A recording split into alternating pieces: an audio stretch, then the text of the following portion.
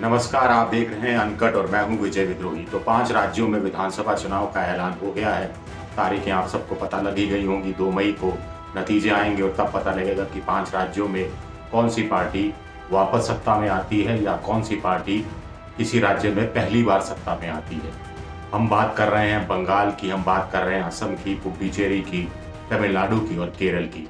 तो ये दक्षिण भारत के 3 राज्य हैं और फिर बंगाल और असम आता है। शुरुआत करते हैं असम से। असम में चुनावी मुद्दे क्या हैं?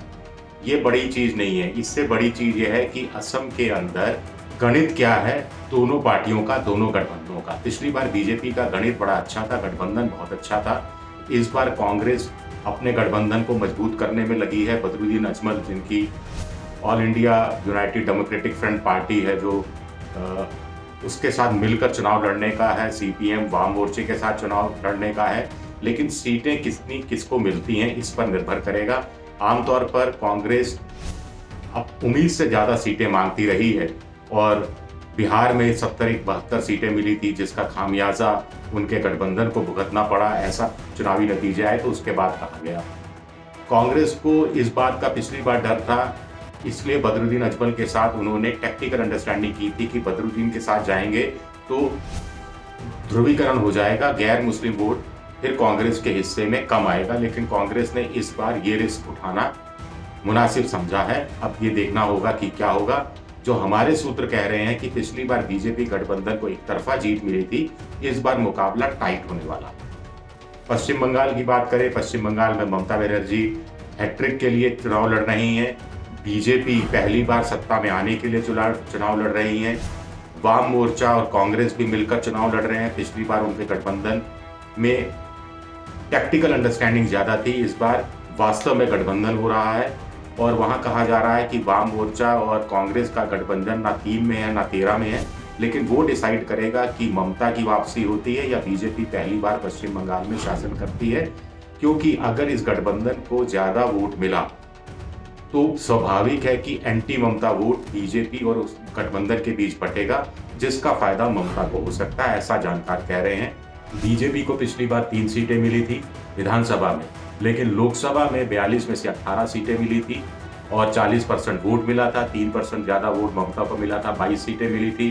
तब 121 विधानसभा सीटों में बीजेपी ने बढ़त हासिल की थी, 164 सीटों में ममता ने बढ़त हासिल की थी। 294 का सदन है, 148 जीतने के लिए चाहिए। लेकिन बीजेपी को कहीं ना कहीं अंदर खाने लग रहा है कि 100 वो आराम से पार करेगी और थोड़ा सा जोर अगर लगाया और अगर जो लेफ्ट और कांग्रेस का गठबंधन पूरी तरह से पिट गया और एंटी ममता वोटों का विभाजन नहीं हुआ, और लेकिन मुस्लिम वोटों का जो करीब 30-32%, कुछ लोग तो 35% तक कहते हैं, उसका विभाजन ममता और महाजोत के बीच में हो गया, तो बीजेपी की बल्ले बल्ले हो सकती है। बीजेपी ने पूरा जोर 5 राज्यों में, सबसे ज्यादा बंगाल में लगा रखा है। पिछले 2-3 महीने से ये सिलसिला चल रहा है। प्रधानमंत्री के कई दौरे हो चुके, अमित शाह के दौरे हो चुके, जेपी नड्डा के दौरे हो चुके, करीब मोदी सरकार के 10 करीब कैबिनेट मंत्रियों को अलग अलग मोर्चे पे वहां लगाया गया है। और एक दूसरे के यहाँ से, ममता के यहाँ से करीब 15 विधायक भी टूटे हैं, सीपीएम के भी कुछ विधायक टूटे हैं, कांग्रेस के भी कुछ विधायक टूटे हैं और सबके सब बीजेपी के खाते में गए हैं। इनमें से कितने जीत पाते हैं, नहीं, ममता की असली अग्नि परीक्षा इन चुनाव में होने वाली है। ममता अकेले इन सब से लड़ रही है, ऐसा दावा वो कर रही हैं। मतदाताओं को कितना लुभा पाती हैं, वहाँ के हमारे सूत्र कहते हैं कि जो नीचे के स्तर पर जो कार्यकर्ता हैं, उन्होंने भ्रष्टाचार बहुत किया है। कथित रूप से कटमनी की बात कही जाती रही है और अगर ममता हारी तो सबसे बड़ा खामियाजा ममता को उन कार्यकर्ताओं पर कटमनी के कारण उठाना पड़ेगा, ऐसा कहा जा रहा है। अब चलते हैं पुडुचेरी छोटी विधानसभा है, यूनियन टेरिटरी है, 30 सदस्य हैं। हाल ही में कांग्रेस की सरकार वहां गिरी या गिराई गई, इसको लेकर बहस चल रही है। राष्ट्रपति शासन लगाया गया। अब कुछ लोग कह रहे हैं कि कांग्रेस को इसकी सहानुभूति मिल जाएगी, कुछ कह रहे हैं कि कांग्रेस ने ऐसा कुछ ही नहीं किया, जो सहानुभूति लायक भी नहीं रही। वहाँ बीजेपी ना 3 में है ना 13 में है, लेकिन एआईएडीएमके और कांग्रेस का एक धड़ा जो अलग हुआ था, जिन्होंने अलग कांग्रेस पार्टी बनाई थी, उनके साथ मिलकर वो चुनाव लड़ेगी और कागजों में वो गठबंधन आज की तारीख में तो मजबूत नजर आता है। बात करेंगे तमिलनाडु। तमिलनाडु में बहुत समय बाद पहला ऐसा चुनाव हो रहा है जिसमें एआईडीएमके की जयललिता चुनाव मैदान में नहीं होंगी, उनकी मौत हो चुकी है। डीएमके के करुणानिधि चुनाव मैदान में नहीं होंगे, उनकी मौत हो चुकी है। दोनों का जिक्र करना इसलिए भी जरूरी है क्योंकि डीएमके के संस्थापक सदस्यों में से करुणानिधि रहे।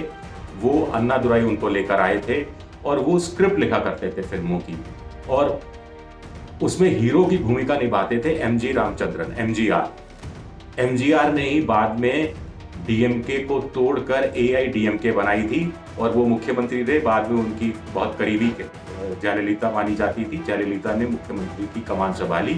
तो एक दलितों का मूवमेंट फिल्मों के माध्यम से तमिलनाडु में चलाया गया था, इसलिए फिल्मी हस्तियों का वहां बड़ा जोर रहा है। करुणानिधि फिल्मों से जुड़े रहे, एमजीआर फिल्मों से जुड़े रहे और फिर जयललिता फिल्मों से जुड़ी रही। रजनीकांत का आने का इरादा था, इन वक्त पर वो टल गया, जिससे बीजेपी को बड़ा झटका लगा। बीजेपी बहुत कुछ डिपेंड कर रही थी रजनीकांत पर। कमल हसन भी वहां चुनाव लड़ रहे हैं। किसके हिस्से में क्या आता है यह देखने की बात है। पिछली बार भी बड़ा जोरदार मुकाबला हुआ था और डीएमके कुछ ही सीटों से पिछड़ी थी।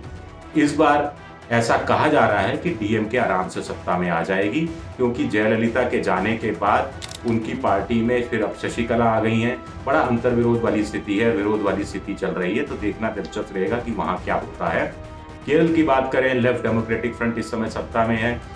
उसका मुकाबला यूनाइटेड डेमोक्रेटिक फ्रंट से है, यानी कांग्रेस से है। केरल में आमने सामने है, पश्चिम बंगाल में मिलकर चुनाव लड़ रहे हैं। यह अलग तरह की राजनीति है। केरल में पिछले 40 साल का इतिहास बताता है कि 5-5 साल बाद सरकारें बदलती रही हैं। क्या इस बार भी ऐसा होगा? कांग्रेस मानकर चल रही है।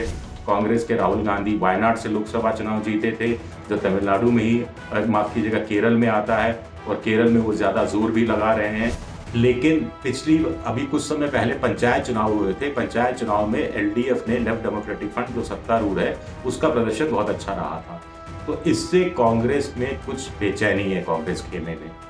लेकिन कांग्रेस को भरोसा है कि 2019 के लोकसभा चुनाव में उसका प्रदर्शन बहुत अच्छा रहा था, तो उसके दम पर वो चुनाव निकाल लेंगे और परंपरा को केरल के लोग निभाएंगे।